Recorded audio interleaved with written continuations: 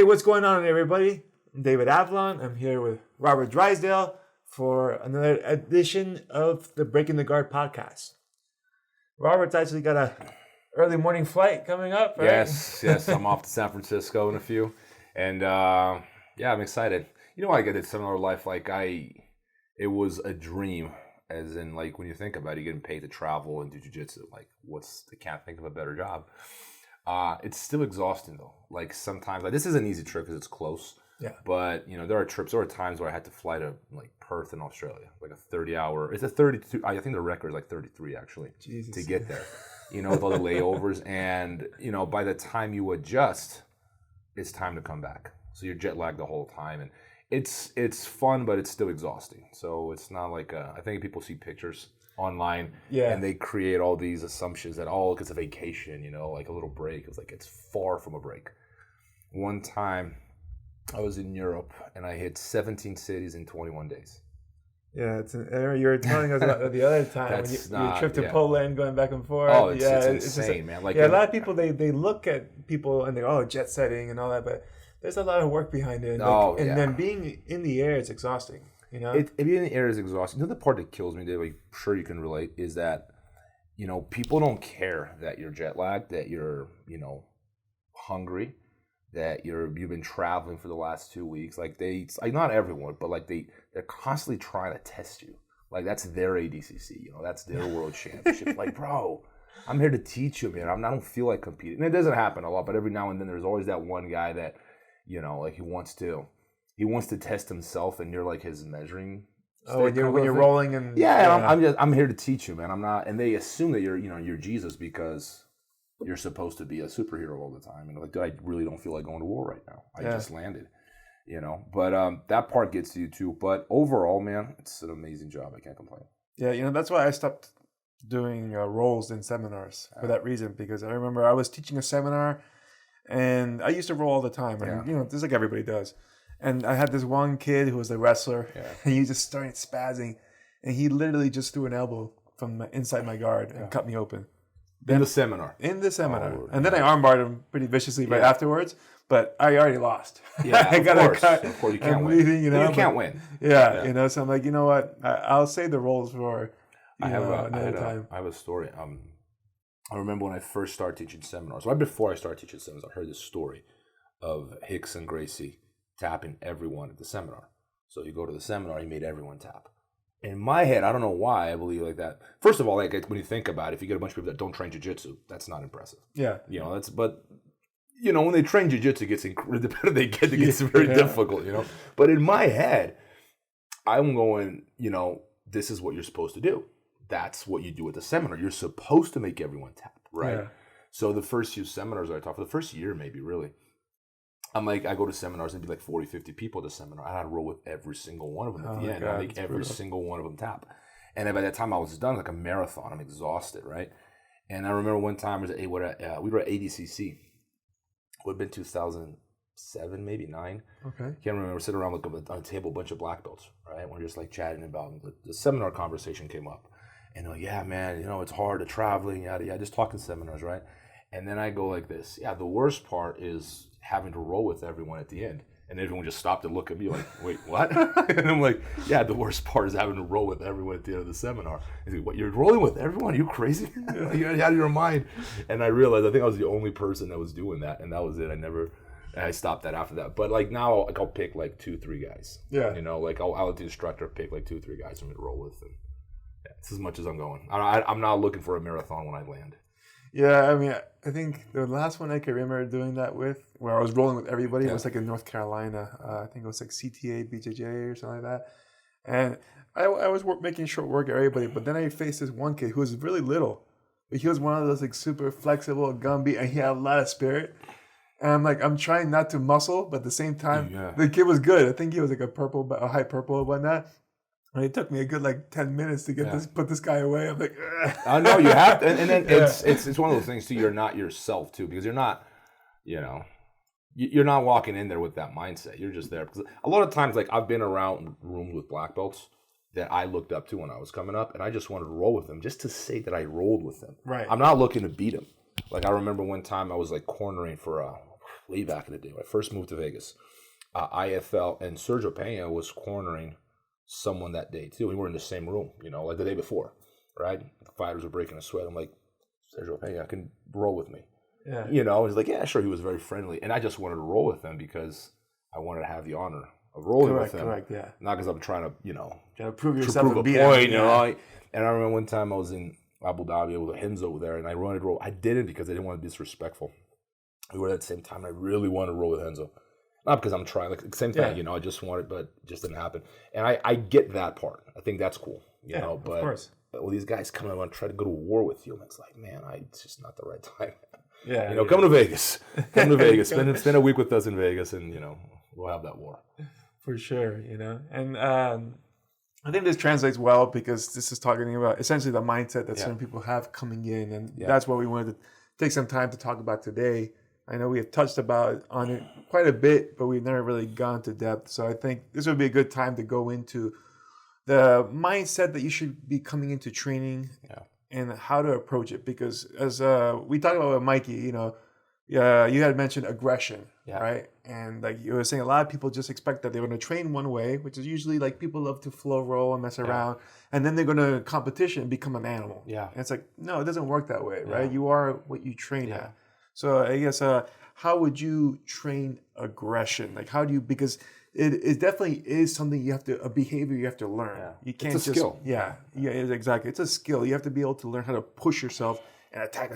So like what things do you do in your training in order to develop that? I think that there are different philosophies for jiu-jitsu, and I think we should tackle them both like very differently, because one of them is I train because I enjoy rolling. I want to get good, but everyone wants to improve, but not a gold medal does not mean the same thing to everyone, right? There are people, I think the majority of people train jiu-jitsu, the vast majority, enjoy the culture, they enjoy the techniques, they enjoy the environment, the gym, their friends. That's the lifestyle, right? And then there are those that are fully committed to, I want to be a world champion. They're very different mindsets. I think for the people that want that medal, the people that are really striving to improve, they're striving for greatness, right? Like it really comes down to, you have to be competitive in the gym. There's no way you can walk in the gym and flow roll every day and expect to be, and like you were mentioning, like an animal when you compete. It's just not going to happen. So the way to do this is this is why like having like strong social relationships in the gym, having good bonds in the gym is helpful, because, for example, if I go to war with you tomorrow, right, and I catch you or you catch me, it's not personal. Right. You know what I'm saying? Like it's not going to get, Dave beat me 3 times in a row, like I would. Actually, I'm thinking that Dave beat me. That's exactly what I'd be thinking. I'd be thinking Dave beat me 3 times in a row, and I got to get him back. But in a healthy way, not in I'm not going to talk to you after practice, or it's not personal in any way, right? So your friends, they should be your enemies on the mats. A healthy kind of enemy, like we're trying to kill each other. Yeah. We're not hurt each other. There's a huge difference between trying to beat someone, tap them, and someone trying to hurt you. They're very different things. But the mindset has to be, I want to defeat you every second of every round. And then after we're done, we'll go have an acai together. And it's all good. And if you want revenge tomorrow, bring it. And we're going to go for acai right after, But I think you have to develop that culture. It's like a Shark Tank culture on the mats. Yeah. But it ends there. It doesn't come off the mats, right? And it's very important you learn how to separate these things. Because if you create that culture, I think that's a champion culture. It's a very important. It's very hard to do, because people don't always understand the difference between, trying to beat you on the mats and trying to, just, this guy goes too rough, or this guy is a megalomaniac, he's trying to prove a point all the time. And you just got to be around the right people that understand this dynamic. For sure. I mean, I know I grew up training with my brother. Yeah. And perfect example. We're around each other 24/7 pretty much. So we're always trying to tear each other apart. But, that was just reserved for the mat.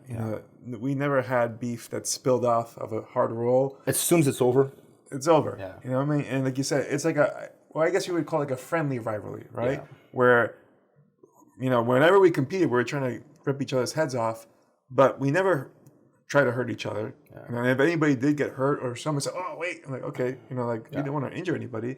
And likewise, when you're off the mat, it's not like about, "Oh, this guy got me, I hate this guy." Yeah. You know what I mean? No. It's like we talked about the other day, like training and competition is all about improving yourself. Yeah. And you're just using that guy as a metric of how you're doing, right? Like if you expect like, oh, I'm better than this guy, and I usually tap him 2 or 3 times, and I didn't tap him today, that means I'm not doing something right. Yeah. Or maybe he adapted, and now I have to adapt again Yeah. to get back to where I believe I belong. Yeah. Right. But yeah, it should never be about being like, you see it sometimes too. Like people will get tapped and then they get upset. Yeah. You know, it's like you're wrong and the wrong person, because ultimately you're the one that goofed up. Like, I tapped or like we were talking with Mike, like the ego thing. I always got upset, but it was always at myself, and I think that's good. You use that as fuel. Like, what am I going to do tomorrow to be better? You mentioned your brother, and I always noticed. I always wish I had a brother that was close to my age, because I think that would have been a great way of having that friendly rivalry you're describing, because it's your brother. You love your brother, but how many times do you fight with your brother? Oh man! But like it was healthy though. Like it was good. Like if I had 2 boys, and they wanted to beat each other, like fight, like I would be like, let them fight a little bit. You know, like I wouldn't let it go extreme. But like I think it's almost like that rivalry actually makes you better. Yeah, it helps you improve, because deep down you know that he's gonna have your back no matter what. For sure, you know, and it's funny because we got into fights all the time. But my dad very early on made rules for us to fight. Right, so like he said, we can never punch each other in the face. You can hit yourself to the body. It's like Herb Dean back in the day. Yeah. But he said you can never hit each other in the face, right? And it's funny because even when we were like, we got into like maybe one fight when we were like teenagers, like 17 or 16, and still I found myself throwing punches to the body. So I think that's a good rule to have. Because if you're kids, you can't really hurt each other. Like seriously, if you're punching each other to the body. I almost think that, and it's kind of a respect thing too, because like my brother got into fights all the time in school, and he would deck people in the face. But like we had that kind of like a sparring rule. You know? You can't, it's like shoot fight rules only to the body down. And it's funny because, and we would fight all the time. And my grandmother, she would like get nuts, go nuts seeing us fight. But there was only one time that my brother and I were getting out of control, and we were like breaking stuff around the house. And it was my dad pulled both of us outside. He goes, "All right, you guys want to kill each other?" Like, yeah, you want to? Okay. He grabbed a hammer, gave it to my brother, and then gave me a baseball bat. He goes, "Go, kill each other." And then we're like, he's like, "Okay, too much." Yeah. He goes, "Okay, put them down and hug each other." I'm like, okay. That was it. But it's important to have those rules and things just as a parent, because like years later, we see our cousins fighting. And it's like one of them was 13, one of them was like 16. Some of them were like that. And they were going nuts. And they clearly didn't have the same boundaries. One of them was grabbing a hair and trying to punch him. And then my brother separated them. He goes, "Stop. You guys want to kill each other?" And they're like, "Yeah." He goes, "Okay." He gives the smaller one a hammer or a baseball bat. Yeah. And right away, when he turned away, he started getting ready to swing. And I had to jump into like, no. You have to wait till the other one gets the hammer. I was like, "Oh, thank you."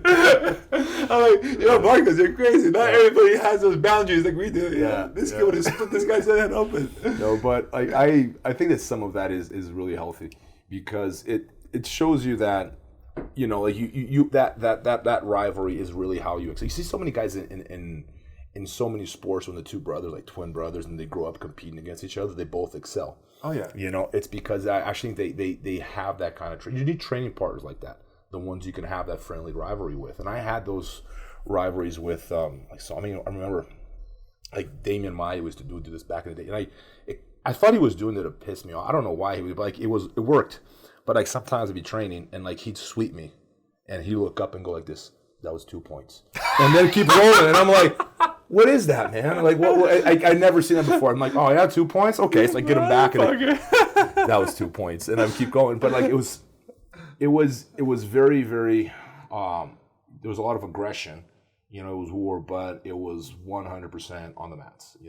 And that is such a key aspect of any gym. Like for competitive purposes, right? For sure. Like how to have people like that. And you don't need 100 people like that. That's what people don't get. Like, I think if you had like 2 training partners like that, you can go to war and they understood that it's, that's how we train. Like this is the dynamic of how we roll. Man, I think that's one of the most important ingredients for success, is that you have a couple of training partners like that. And like I said, you don't need 100 different guys. You need guys that show up every day, and you got 2 guys that give you really good rounds and make you do your very best. That's it, man.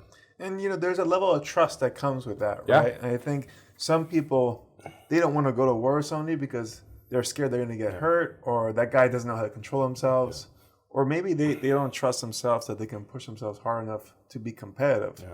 I think I said this story a while back. We had two giants who like to bruise people, and then when they went against each other, they went super soft. It's the same type of thing, right? So if you have people that you know, like I can go hard with you, and you can go hard with me, and we'll be able to walk away with it without issues, without beef. Then it's a good game, But and like you said, like you do need those people around you because that's going to be your motivation to train. Like just like what Felipe said, like he was looking forward to that guy to show up to training. You should be like that with those guys. Like, oh, he's coming in today. Like a little nervous almost. You're excited. It's like, okay, I have to go in and I can't just coast because this guy's coming from my head. I have to go in hard and push. Because that gets you prepared for the competition mindset. Because you can't just show up to a competition like, oh, I'm just going to coast my way through this thing. Like that's not going to work. You have to go for the kill, and you have to be ready for that type of anxiety that you would develop in a competition, even in training. That's why when some people go, oh, training's easy. Like training's never easy when it's done right. It's done right. That's the point. Like you'll always have room to improve. And there's always that pressure to go. That's why it's like it's always hard to be in the competition grind for a long time because it's draining. Because there's no rest days. There's no day that's like, oh, I'm just gonna coast and chill. Like then you're not training hard enough. Because if I could run a mile comfortably in 7 minutes, then I shouldn't be running it in 7. I should be trying to get 6:30 or then 6:15 or 6. Like I'm always trying to get more out of myself. The moment you stop pushing the envelope, you stop growing. And that's why like you need those competitive training partners. You need to be able to come in and, like you said, you should be a little nervous when you get into a tough training. Yeah, like I remember like feeling a little nervous because I really didn't want to lose it. I knew that guy was going to be in practice. I can't lose to him today. He swept me yesterday. Like, oh, not today. And I'd be like in my head, I'd be like coming up with strategies on how to beat my training partners. And it was some ego. It was like the healthy you were talking about. Sure, I wanted to be the alpha male on the mat. I hate being number 2. Like I want to be the best guy on the mats, right? But it was a way of preparing myself for competition. I was training my mind for competition. Of course, this takes like a lot of maturity from all parties, right? Like to keep them, because you don't want to poison the environment. But like it's almost like I saw my friends as my rivals. Like in a friendly way. And then I would come up with strategies on how to pass Lucas Leach's half guard. And I'd literally be thinking on the drive to Sao Paulo, I'd be like, this is what I'm going to do. Like, it's kind of competition. Just getting, not as nervous as a competition, but I'd be like, okay, today I'm going to do this, I'm going to try that, and let's, and it is a way of training your mind to react at the right time the way you want it to, versus going to competition without that sort of experience, right? And just count on your jiu-jitsu alone to do all the job. Now, if you're much better than your opponent, you're light years ahead of him, it kind of doesn't matter. But when does that happen? You're light years ahead of someone in your division, it doesn't happen. So, this preparing your mind to be competitive when it counts is priceless. I think it's one of the most underrated, valued aspects of jiu-jitsu. People don't really talk about it. Like they don't really, just perfect your technique, work on your technique, get in better shape. Everyone talks about this, but man, if your mind is not competitive, then I don't care how much you drill. I don't care how many techniques you know. You're just not going to win. You have to develop that competitive ability. For sure, because at the top levels, everybody's game is pretty close, right? And then it's essentially who wants it more, who's willing to pay a larger price to win. That's going to determine who's going to put out more effort. Because when you have, like, especially ADCC, when you're going like 20-minute matches, technique goes out the window at a certain point, and it's just about like, all right, who's going to pressure harder? It's hard, to take it. And who has the heart to go through it? And the heart essentially is your desire to win, right? So pushing yourself in training. And the other thing I was going to say was that nervousness you get going into training, ideally, it would be the same type of nervousness you would have when you go to a tournament, right? Because what's the differences, right? Well, when you're going to the gym, the environment's comfortable. You know who you're training against. So all those unknown variables are actually known. So the only thing that you're nervous about is, okay, do I have the right game plan to beat this guy, even though I know like what his game is? And that's only one aspect. But when you go to a tournament, you're like, I don't know who I'm competing against. I don't know how the venue's going to look like. So you have a lot more unknowns. But like if you were able to close all those things off, it would be just like your training role. Right? So, and that's why like if someone's able to compete like they train, they already have a champion's mindset. Yes. Now they just need to get the skill of the techniques and all that. Because when you think about it, it's just like you prepare your body for competition, right? Everyone understands this. You get in shape, you need to be in shape. You know, I don't care how good you are. Yep. If you gas out the second minute, you're done. Yeah. Right? You need to be in shape. Everyone gets this part. You have to have your technique sharp. Everyone, like 100%, that is, you know, you have to be good at jiu-jitsu to win, right? And when it comes to the mind, everyone assumes that, like, no, I don't have to train that guy. Like, and it needs to be trained. It has to be in shape. Yeah. Like, your mind has to be in shape. Like, it has to be, and it has to be like ready to win all the time. And that's something you develop in the gym. That's what people don't get, you know. And I can't emphasize this enough, the importance of stepping in the gyms with the mindset of like, just like you want to be on the podium and you want that first place, you want that gold medal, right? The podium is symbolic. Yeah. It's like a pyramid. You know, it's very symbolic. You're at the top of the pyramid. Like, there's no one better than me in my division. I'm the number one guy. And you want in the gym, it's just a bigger pyramid. That's how you have to look at the gym.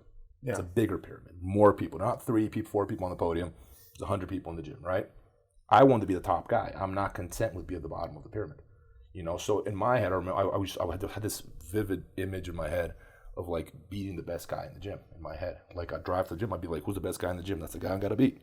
You know, and the drive was almost like meditation because I always had to drive a lot to train. It's always like an hour drive. Yeah, like sometimes I've done like 3 hours each way. Like, it's, you know, but the drive there was the whole time it was meditation, preparing my mind. I mean, whether I realized it or not, I was training already. Like, on the whole time, I'm just thinking how to beat that person. And that was just a fundamental exercise that I highly recommend people do. Just develop that sort of like competitive mindset whenever you get a minute, you know, like, and you have to be like I said, like aspiring to be the top of the pyramid the whole time. Like, you can't, if you accept being the number 2 guy in the gym, guess what? Yeah, you're going to accept it. Guess what? You compete, you're going to accept it. It's okay if I lose. You know, I had a bad week. I have a bad knee. You know, I got in a fight with my girlfriend yesterday. You know, there's a lot going on in my life. And I've done this, you've done this, we've all done it. You come up with the excuse. The tendency of your mind is to want to feel good. Yeah. So you tell yourself all these lies to feel good when in fact you should be like, no, I do not want to take second place. You know, I call it the podium syndrome. People get that all the time. Yeah. You get on the podium, I'm good. And then you start accepting the fact that you're going to lose the semifinal or the final, you know, because you got a medal. You know, but that starts in the gym. You know, if you're accepting second place in the gym, you're going to accept it when you compete. Yeah, absolutely. You know, so you have to be willing to have a little bit of, like you said, anxiety in training. Yeah. Just a little bit. I mean, it shouldn't be like you're getting crushed by overwhelming pressure, because then you're probably not handling it. It's a balance, right? It's a balance. But you do need a little bit of stress, right? Yeah. And again, because stress is just external pressure. Now, whether it's destructive or constructive depends on how you take it, right? Like, everybody responds to stress differently. Like, for example, if I put you on a roller coaster and you love roller coasters, you're going to get a thrill. You'll get an endorphin rush and you'll enjoy it. And let's say I'm terrified of roller coasters. I get on there. I'm going to get, you know, all sorts of, you know, cortisol and other stuff that's going to make me nervous and uptight. But it's the same stimuli, right? It's just learning how to frame it. You know, so you have to, some people, they think stress is always the enemy. Like, no, stress is your friend. You just have to make it your friend, right? So when you're going in there and like you're talking about getting excited when you're nervous, essentially you have some nervous energy and then you're directing it into, okay, now this is going to push me to train harder. Yeah. Kind of like a flight or fight response, you know, in a way. Oh, it's a defense mechanism. Yeah. It's there for a reason. Yeah, like that's why, like when you go to compete, you're supposed to be nervous. Because you're about to battle and someone's going to try to rip your arm off. Yeah. You know, you should be a little nervous. You said this a while ago. Like, there's something wrong with you if you're not. It means you don't care. Yeah. Like, I mean, the fact that you're nervous means it means a lot to you. So that's good. You have to balance that out too, Dave. Because like I feel like I've always like erred on the other end. Like, I'm too nervous. You know, I got to relax. Like I tell myself sometimes just to kind of like, you know, bring myself to the middle. I'm like, adult in pajamas. That's all it is.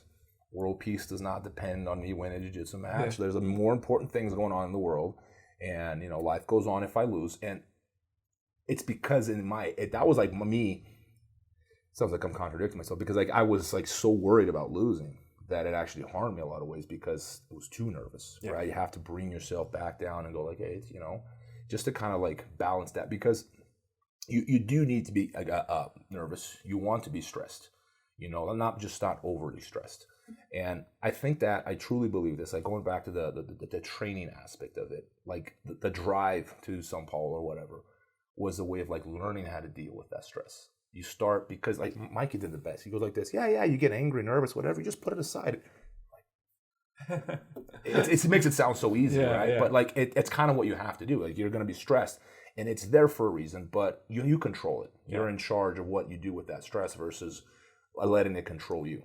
Yeah. You know, and it's a mental battle you have to play, and you basically have to win that fight. It's the most important fight, because if you walk in there, you know, defeated, it doesn't matter how good your jiu-jitsu is. We've all seen it. Like talented guy that can't win a match, he just can't win tournaments. And it's everyone, his head, everyone, his mind. They're like, his mind is not right. And what is it? And I think it's really what we're describing. Like he's just lacking that aggression or lacking the ability to control the stress and the anxiety. Yeah, I think for sure the control of the stress is the problem. Because like I said, they can train well at the gym, so they know how to be aggressive and whatnot. But for whatever reason, when they enter a tournament setting, they have everything mishandled, right? Like perhaps they put too much pressure on themselves, or they get scared, or they put themselves beneath where they actually are in skill level, right? Yeah. So again, you know, that's just getting your head right, you know, and I think a lot of that can be helped in training, but not just, you got to roll more. No, you got to train your mind more. You got to, like, I'll give you some examples of things I would do in training for my mind. One, I had a journal. Nowadays, everybody writes things down. Types things away. I think there's something lost in typing versus writing. Right? I'm not sure what it is, but I can remember anything I write twice down on a piece of paper. And I've typed a lot of things, and it just disappears. You're right. I never thought about that. Yeah. So I always tell people, don't use a computer or a keyboard or your phone. Get a pen and paper, old school. Type and write it out. Not even type. Using dictation, which is even worse. You know, like, you're right, but it's just something about that's how I'd study in school. Yeah. I'd write everything that I wanted, and I just writing the answers down. They're on paper, but I just put it on a different piece of paper. It was an exercise to remember the material. Yeah, I don't know if it's because it takes more effort, or you're using certain skills to be able slower, to maybe. I don't know. But in any case, I would write down things. For example, I'd write down my affirmations. Like every day, I would write down maybe 5 different affirmations, 20 times each. Right? Boom. So what would an affirmation be? Any positive statement I want. Like whenever I sprawl on somebody, they get crushed underneath me, right? And then I would just write that, boom, boom, boom, boom, boom. And those are just positive statements, trying to reaffirm skills that you want to have, right? And again, that goes a lot to your mindset. I would also use devices like morphism, right? If you ever seen a kid when you tell them pretend you're Superman, and then they're running faster, and they're and they will do better because their mind is trying to live up to this representation of what they believe Superman would be like. Yeah. Oh, he's strong, he's fast. I got to be faster and stronger. So I would use those same things in my affirmations and in my self-talk. Like I used to say, whenever I clubbed somebody in the head, it was like a bear. Yeah. Right? Like I'm just gonna smash, boom. Yeah. Or when I shoot, it's like a bullet, boom. Yeah. I sprawl, it's an avalanche. So interesting. Yeah. So I would use these little morphism techniques to get more out of myself. Because if I say I shoot like a bullet and then I take a lazy shot, that's not right. That's not a bullet. Yeah. It's not a bullet, right? Yeah. So I have to know I gotta go hard. It was fun. I did similar. I like your analogy way better, but and when I was a blue belt, I had these guys that I looked up to. When I was a blue belt, the guys were guys like Coleta, Zé Mario, Leo Vieira, Shaolin, Hobson Moore. Those are the guys that I looked up to. And I'd be in my head, trying to, if I'm on top of someone, I'd picture myself, I'm Zé Mario now. Yeah. And I just I needed that kind of pressure. I'm just imagine what would Zé Mario do here, and this is how he would pass, right? Exactly. This kind of pressure. If I'm on top, someone passing someone's guard, what would Leo Vieira do here? He'd do this and move around, and it was a way of forcing myself to move in a way I would not naturally move, because it's not me. I'm not someone else. It's a form of morphism. I'd force myself to move like a ninja because I normally would not move like that, and it was a way of challenging myself physically. And I stopped doing it after a while, but I think it's a good exercise. If you have someone you really look up to and you want just what would that person do in my shoes right now? And then you start trying to be that guy, and it kind of forces you to at least change things around a bit. For sure. And there's no, that's morphism, 100%. I would do that with single legs. I would shoot a sweep single like John Smith, who's arguably one of the better sweep singles. But anything that you can think of that makes you push yourself more than you normally would is a valid And it's funny how idea. you got to play these tricks on your mind. You know, it's like Yeah. you're battling your mind because we think of the mind as something you control. I don't believe that. I think the mind is something your consciousness is trying. It's like the smaller aspect of your mind that is trying to control the rest of it. It's like you have like smaller percentage of your brain is like battling really hard to control because your tendency is to be scared. It's to be comfortable.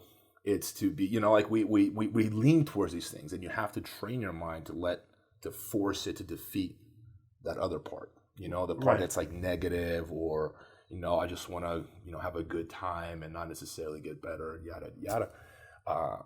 It's super interesting to me how that works because I felt this struggle my whole life. No, because you have essentially you have your conscious and subconscious Yeah. to be basic, right? And your subconscious is like the hardwired programming. Yeah.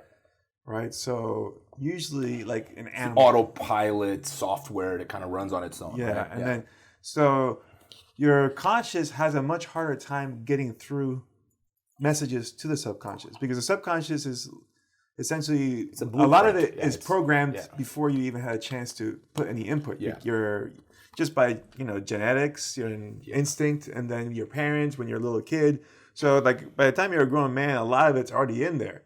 And then changing it is difficult, right? The way I say, like, to make changes to your subconscious is like trying to get someone pregnant. Like you have like a million ideas getting shot in there, and then like eventually one of them gets through, and then okay, now you got it. But like I can't just tell myself, oh, I'm gonna train, you know, like Jordan Burroughs, and then one time it sunk. No, like I got to go over and over and over and over until eventually the subconscious registers. Yeah. Okay, we'll accept this idea now. Yeah.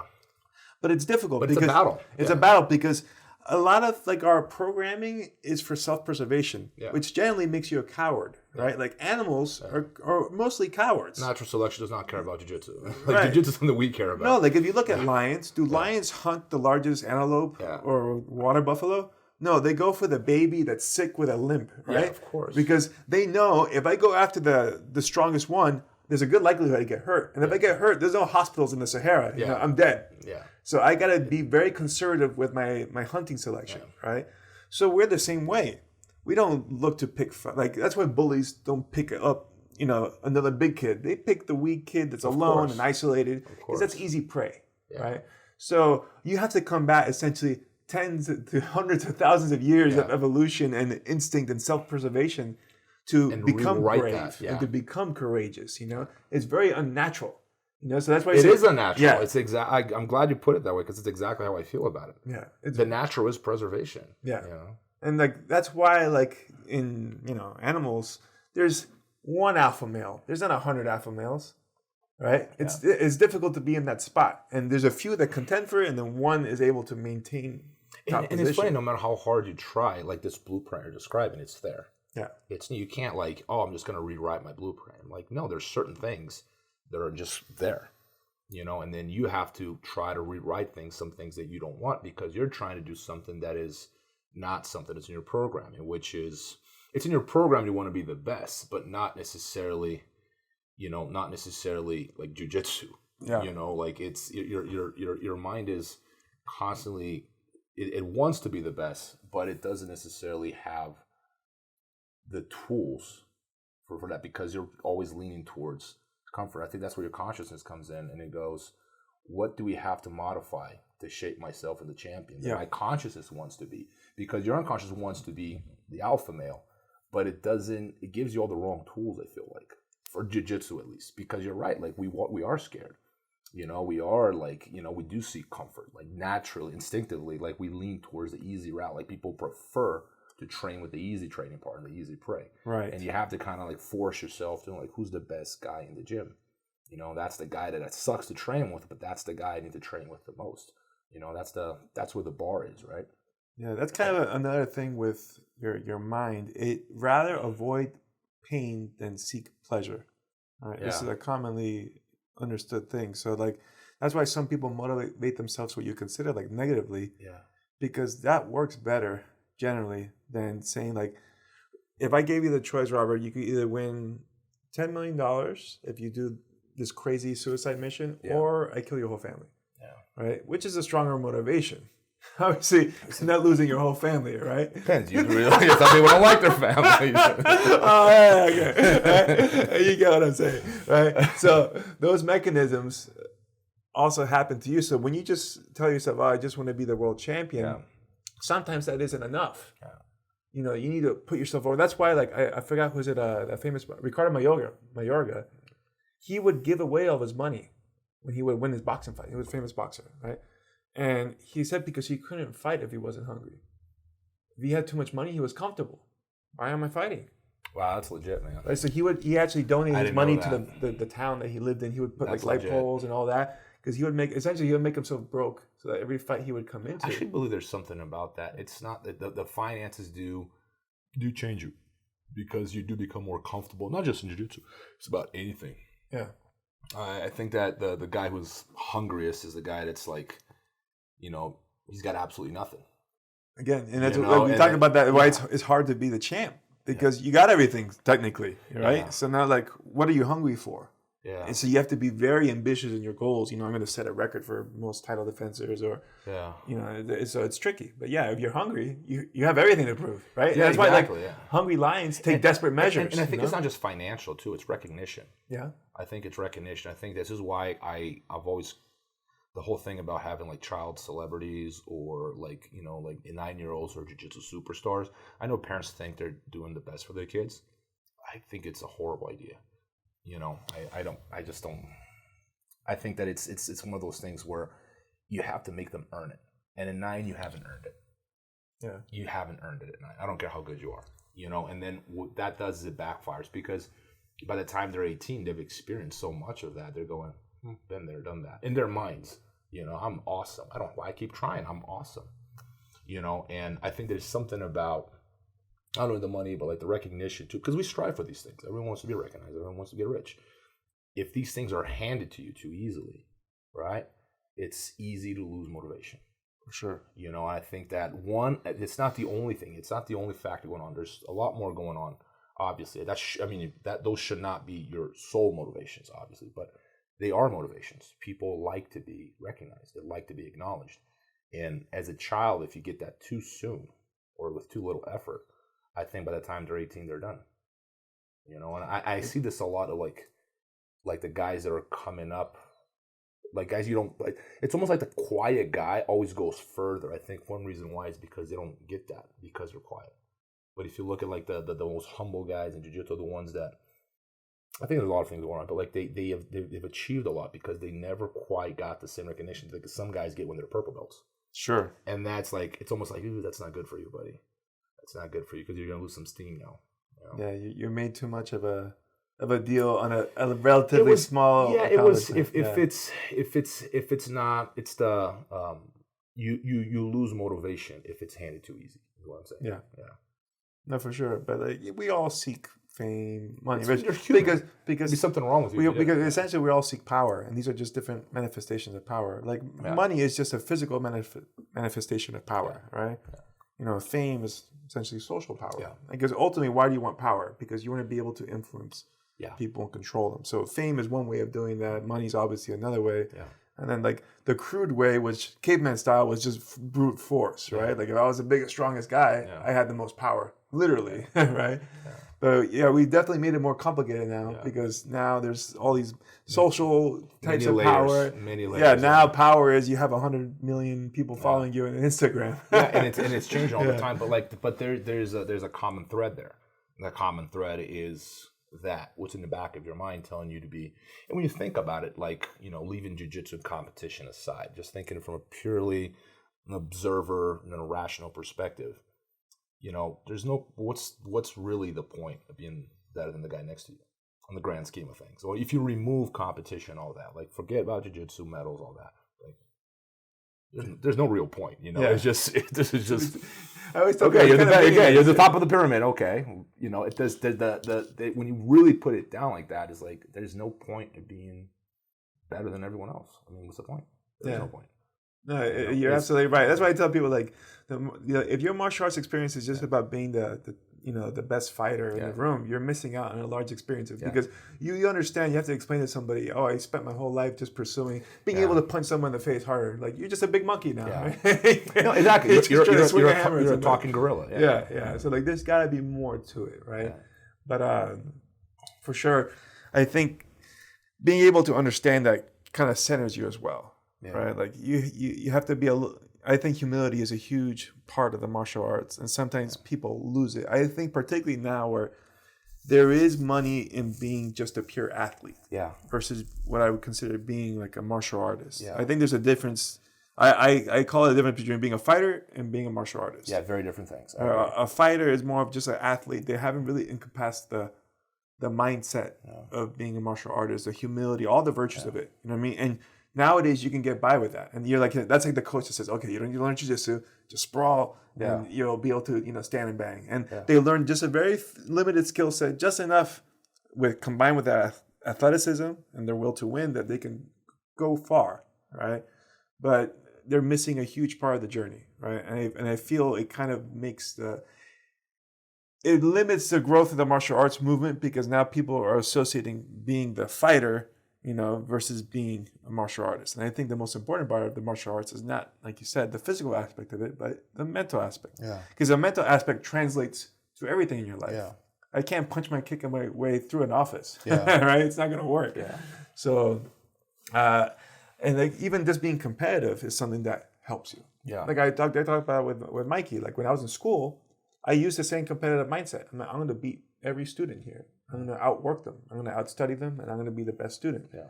And when I was in high school, I wasn't a good student. I was generally a smart kid. Like I would get B's, but I never tried. Yeah. When I got into college, I was top of my class. I graduated magna cum laude, number one student in my engineering program. And it was because the competitive mindset. I wasn't just happy to get a B. No, I have to be the number one guy. Yeah. And training that is important, and I feel that's why, martial arts is valuable. But I would say getting back to training, we had talked about a couple of things to do. And you had mentioned it with Mikey as well. Like one of the ways that you would train aggression is you would set goals within training. Yeah. Right? So tell us a little bit about that. I like that because it was a way of not being comfortable, right? I would literally look at the clock sometimes. And I think it really helped my stock because I've always and I'm not trying to, sometimes I don't want to be overly humble, overly arrogant. I just rather be what is. I was always aggressive when I trained and when I fought. I was always put people away from just about anywhere, at least trying. I have, but I think I developed that mindset. I literally developed the habit of looking at the clock. And if I had 2 minutes left, I'd be okay, 2 submissions. Or if sometimes I had 30 seconds left. And in my head, the scenario was so real, but the scenario I would imagine was this right here. I am 10 points behind and I got 30 seconds left. If I don't finish this guy, I'm going to lose a world title. And that's the story I tell myself. But it's interesting because you can tell that story and not believe it. It's not a real world title. I'm just in the gym. No one cares. No one's watching. Right? Whatever. But in my head, the scenario was very real. Yes. I have 20 seconds to put this guy away. And if I don't finish him in 20 seconds, I'm going to get a silver medal at the World Championships. And that narrative made me almost panic in practice. I have to put this guy away no matter what. And it was just trying to go for submission after submission after submission until I got it. And sometimes I'm sometimes I get it, sometimes not. But I'd be boom, dead on the mats. Yeah. Even in practice, I'd be flat on my back, give me 30 seconds here before I can stand up. And this is the part that always drives me nuts about, and I've done this, everyone does, but I hate this behavior, is when people lose tournaments and they have all that energy to stand up and complain with the ref and go like this and talk to their, you didn't leave it on the mats, did you? Yeah. You kept it all inside and you're complaining with the, you spent not even half the energy you had to put this guy away. You only did half the job. Yeah. Right? Because you're not even tired and you have all this energy to complain with the ref. To me, I hated that behavior and I see it all the time where I think it starts in the gym. You leave it on the mats. I'm got 30 seconds to put you away. And that was a way of me training that, going back to your question, training that aggression. I'd play these games with myself. If I had 5 minutes on the clock, okay, 5 submissions and I'd count. Or someone will beat me and okay, that person tapped me twice today. Tomorrow it's going to be one. Not tapping twice. There's no way. And it was always setting. It's so if you're into weightlifting, I'm not. I never care. You're writing down how much you're bench pressing. I see people. I go to the gym all the time. People taking notes and everything. Man, it sounds like a lot of work. I just like, give me something heavy and I'll lift, but I'm not keeping track. But these guys, what they're doing is they're keeping track of their progress. So 300 today, 302 tomorrow, 305 next week, whatever. They're keeping track of their progress. And in jiu-jitsu, I think we should do similar things. If not write it down, at least, with the best guys in the gym, go like, okay, today I only tapped you once. I got to tap you twice tomorrow. Yeah. But always like pushing that finish line, like always ahead of you. Not really, don't get to the finish line and think I'm good, because we've mentioned this a million times, but you're done growing. Yeah, for sure. I always say what isn't measured isn't improved. Yeah. Right. So like when I weight train, I always log everything down. Yeah. I'm one of those guys. Now I know you're like that because I've seen how you do your teaching. You have like I know you have like the mind maps and the map and the positions, and I'm like going, oh man, I have that all in my head. I'm like, fuck, I'm gonna sit down and write that. I don't know, but like David's really good about this, guys. He's very, very organized. By the way, he's like the brain behind this whole operation. Like he's the one that does everything. I just talk. You're too humble.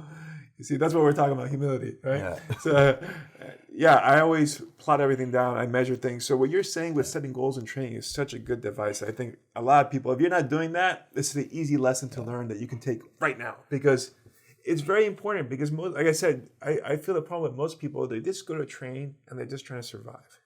They're like, they don't even have a goal in mind of training other than just get out with all your limbs intact, right? That's about it, and when you're a white belt, that's a noble goal because usually that's really hard. If I didn't get tapped, I really won. I'm like, if you're a white belt, that's a good goal, right? Don't die. Make it through. But like once you got experience, at least like at a blue belt level, you gotta raise the bar. You gotta raise the bar. You gotta have some goals now, right? Yeah. Like in training goals, those like get this amount of taps. It doesn't have to be always submissions or score this sweep or get this guard pass. Like I would do similar things where I would set the agenda, like what am I going to work on today? Like I'll say, like when I was working the Kimura trap system, I literally said for 4 months, all I'm going to do is Kimura. And I'm going to try to catch as many Kimuras as possible. So every time I train, like, okay, only thing I'm looking for Kimura. And to me, that was a way of developing skill because I'm forcing one particular situation nonstop. So I'm getting lots of experience quickly, which normally would take longer if I was playing my overall game. Yeah. Whereas I'm force feeding that scenario. So there's like situational training in a way, right? But even just in your regular training, like saying, okay, I got to score this amount of taps, or I do this also a lot where you have the time limit. Yeah. 1 minute, I have to score or I lose. Yeah. Right? And I do that with my classes as well, but you can see a lot of times people don't take it to heart. They don't. Yeah. I'm like, you got to believe it, man. It's that scenario I'm telling you about. Like you have to believe that narrative. Yeah. Like I am losing this fight. I'm going to lose world title. And it's so, because I do that. And exact same story. I've tried to mimic that in practice and most people don't get it. They're like, just training. It's just a minute. And it's the mind thing is so much harder to teach than the technique. I feel like the technique is so much easier to teach. Yeah. My brother gets more vivid, and I think sometimes that's probably right. Like he says, if you don't get this takedown, your family's going to die. I've told my students that before, stuff like that. Before, But like some people that registers hard, like, oh, okay, now I understand the message he's trying to convey, right? Mess with play tricks on your mind, really. Yeah. Because it has to be that way. Like I've seen people like when we do these drills, like 30 seconds or you lose, and they're like in their closed guard. Oh, mic came out, but they'll be in their closed guard and they won't open it, and they just sit there for 30 seconds. And I'm like, what the hell, man? Like, this is how you would lose like that? Like your family just died. Yeah, your family just died, right? Because of you, And I've seen that happen in tournaments once. I had a guy I was coaching, and he was down by 2 from the very beginning of the match. He got taken down, and we're like, open your guard, move, sweep. Yeah. And he lost the whole match just in his closed guard. He had a hell of his closed guard. I'm like, man, did you realize you were behind the points for like 5 minutes and you never went for one move? I know. And I can't, look, here's the thing. It's easy to judge, when you, for example, in my head, I never understood that. Yeah. I remember like when I always had like, I'm losing, I might as well go out. Yeah. And like some people, they must have some kind of mental block or something that stops them from opening up and relaxing. I believe that starts in the gym.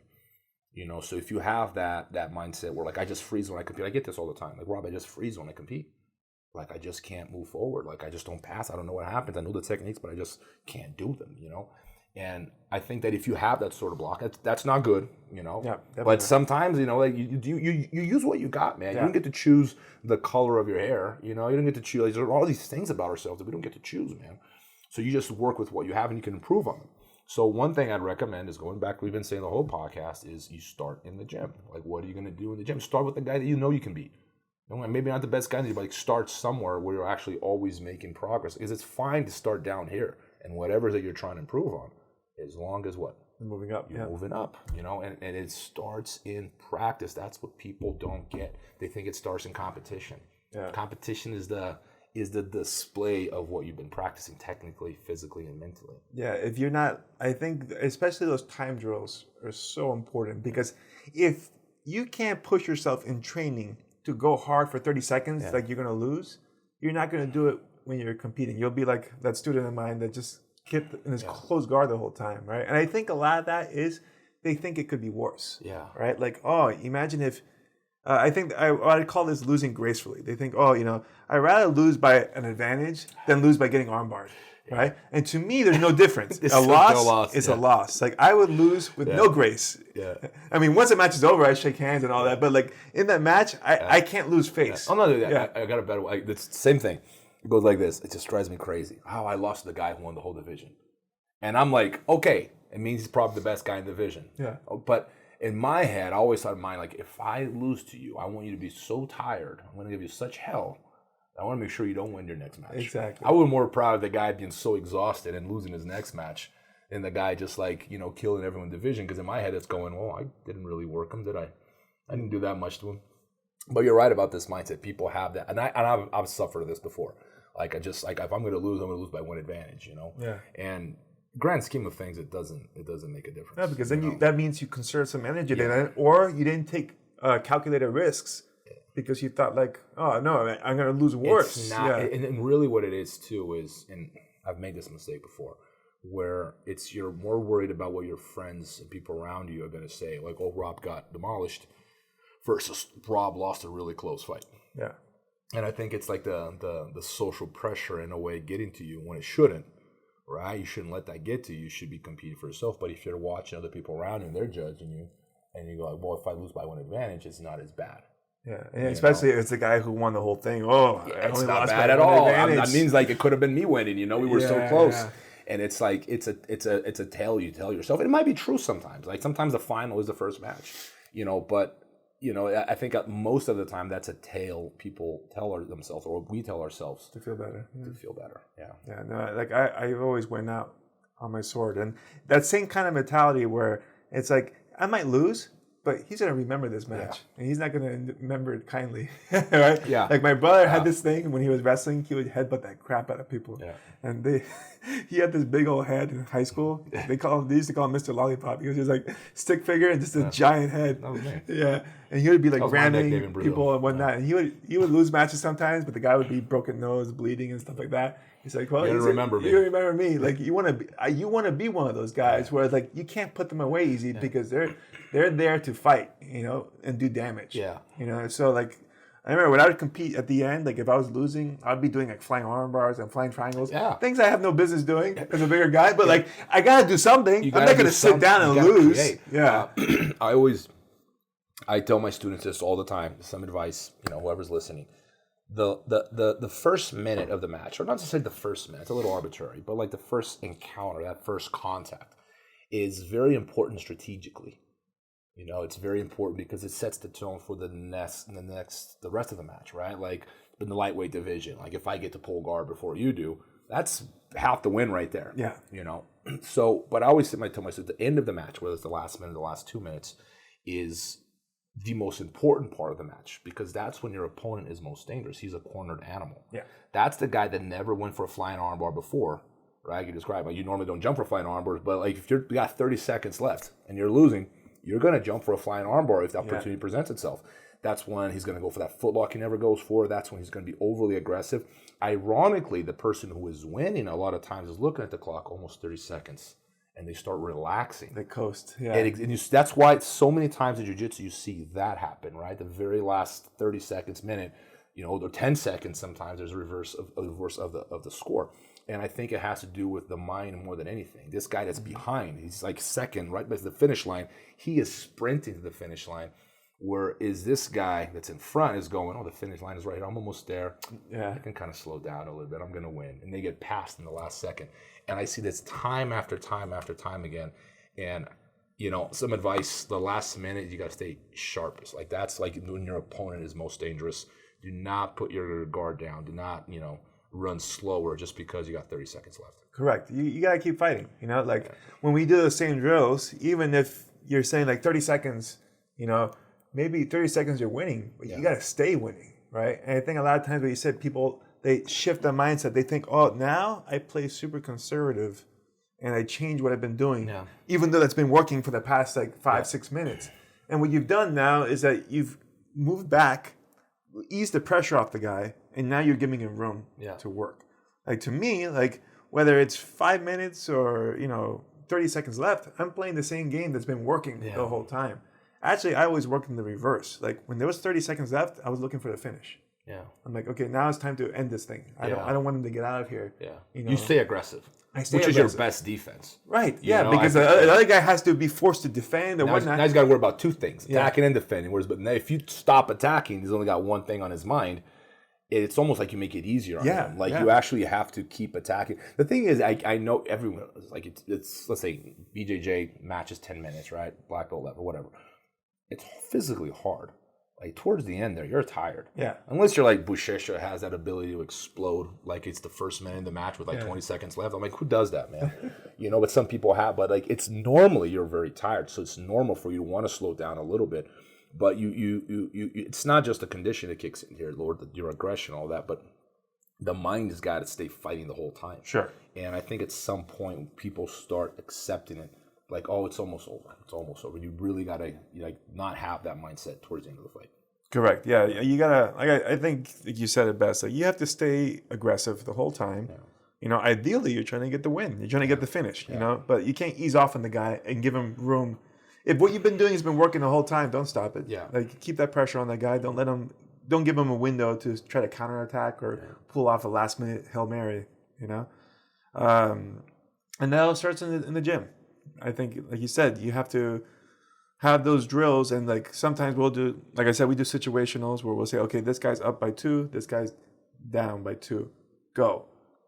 And to build that, because now sometimes people are going to make them and say, oh, I'm just going to go super defensive. Yeah. You know, but no, they got to learn. I got to still stay on the attack, you know, but I think, like you said, like the whole theme of this episode, train like you're going to compete. Yeah. Right. If you had to sum it up, that would be it. And we cannot emphasize. I mean, sometimes like I repeat myself a lot in class, and I'll probably do the same on this podcast. It's because it's that important. Correct. So if we're saying something over and over and over, it's like, yeah, I got it, Rob. Like, no, you didn't get it.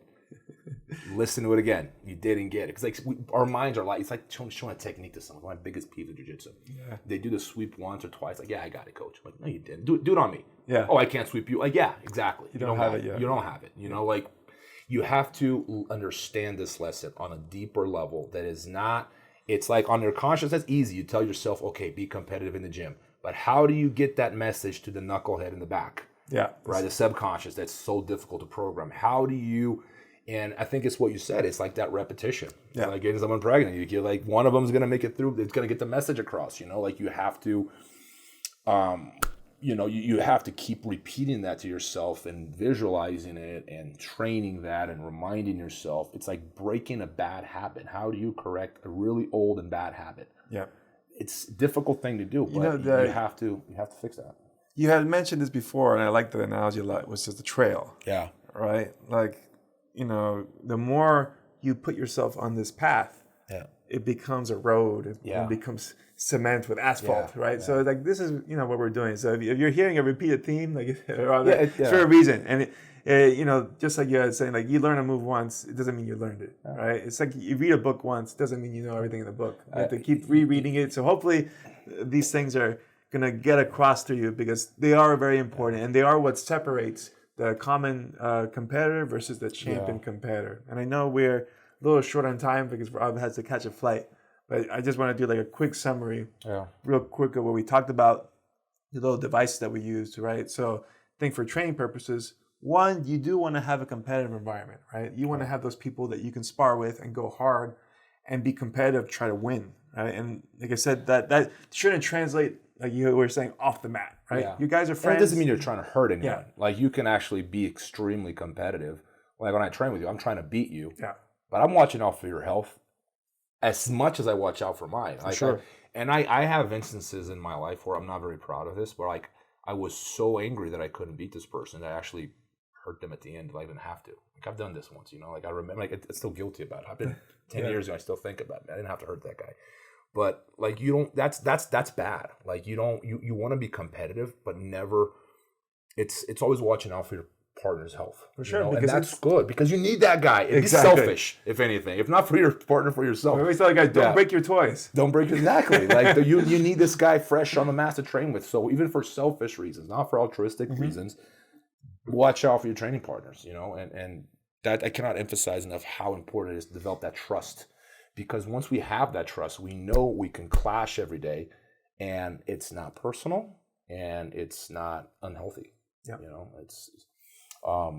Yeah, I love this. I can go forever, but it's funny because like right before this podcast, me and Dave were like talking about what we were going to talk about, and then and I think Dave said like, oh, we can explore a little more like the mindset for a training competition because we've touched on this before. I'm like, I feel like we could have gone for another hour on this topic. We might revisit it at some point. For sure, yeah. And just to touch up on the last few things too, setting the training goals. Yeah. That's something that's a really good device that you can add, you know, to say you have to tap somebody out, you have to sweep somebody. Just set a goal for each training session. Don't just show up there and like, oh, I'm just going to do whatever coach says and survive. Like, no, be ambitious. Put the goals on yourself. You are going to be a little nervous going to training. That's the idea. Because when you're going to compete, you're going to be a little nervous too. Yeah. That just means you're invested and you're going to use that nervous energy and channel it to be more productive on the mats. And then we also talk about some mental devices, like I was talking about using positive affirmations on a daily basis, whether you write them down or you say them to yourself. Do it repeatedly, as Rob was saying, to get through that subconscious. You know, it's like a thick wall. You got to keep pounding it until you get an idea across, you know? Morphism. I love that one. Yep. Picture yourself like you're a hero. Who's your hero? Like, and like fight like him or be a gorilla. Like, what would a gorilla do right now to pass this guard? Yeah. Anything that's going to make you live up to a higher version of yourself. That. I actually find like I've always done that. I never thought of it. I didn't know there was a word for it, but like you are playing tricks on your mind for it to be better. Yes. By imagining you're a bullet. And just like you were saying also, the situational is kind of like a morphism in the way where you're going to say like, oh, it's a world championship finals. You're down by 2. You're in creating a little visualization of something. A scenario, you know, and those are great too. But like you said, you got to believe them, right? If you're just saying it and then you're fighting still half-assed, it's like you didn't work. Like, you should be like doing everything you can, you know? Like panicking. Yeah. Like I need to pass this guard or my family's going to get killed. Like tell yourself that if that works. Like if I don't pass this guard, then, you know, the world's going to end, you know? Like, and tell yourself that to actually get that extra, you know, bit of, you know, that push or that final fire actually, because these things count, guys. It's not just a technique with devoid of aggression. I always make this analogy. Imagine a jab in slow motion. Yeah. Does that land? Imagine a double with no aggression. Oh, it's a super technical double, Rob. Very, very technical. I've drilled it a million times. If it lacks aggression, I'm sorry, it doesn't work. Yeah, it needs to have a strong intent. Yes. Essentially stronger than your opponent's intent to defend it, right? Exactly. So you need to be relentless. But I think that sums it up pretty well. That's it. I hope you guys enjoyed. This was fun. I really enjoyed this one as well. I've been enjoying these. They're fun. I hope you guys enjoyed as well. We asked you guys to share, you know. For sure, yeah. If you can spread the word. You know, we have the website, breakingtheguard.com, which has all the links. You know, so feel free to share that with your friends on social media or email or whatever. Don't share it with your opponents and the people you're competing against. They don't, you know, this is for you and your friends. Okay, don't share it with your opponent. They don't. No, not them. All right, guys, cool. We'll see you next time. Take care. Ciao.